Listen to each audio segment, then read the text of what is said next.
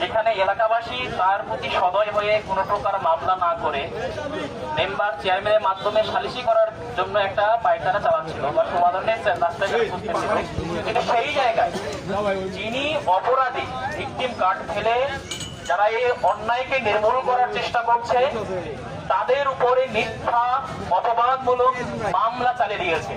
আমরা রাঘবেন্দ্রপুর এলাকাবাসী এর তীব্র নিন্দা ও প্রতিবাদ জানাই। আমরা কোন অন্যায়ের প্রশ্রয়কারীকে রাঘবেন্দ্রপুর জায়গা দিতে চাই না। আমরা অন্যায়কারীকে রাঘবেন্দ্রপুরে কি জায়গা দিতে চাই? আমরা কখনোই এইটা চাই না। আমাদের রাঘবেন্দ্রপুরের একটা ঐতিহ্য ছিল যে রাত 12টা পর্যন্ত যদি এখানে কোনো সাইকেল থাকতো এই সাইকেলটা হারিয়ে যেত না, ঠিক কিনা? এখন একটা সাইকেল রাখলে আমি চা স্টলে গেলে চা স্টল থেকে বাইরে পরে সেই সাইকেল আমরা খুঁজে পাই না।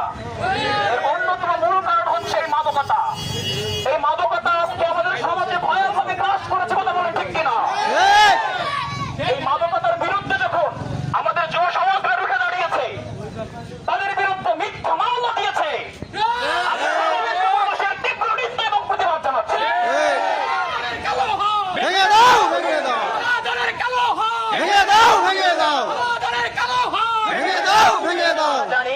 রাঘবেন্দ্রপুরের মানুষ খুব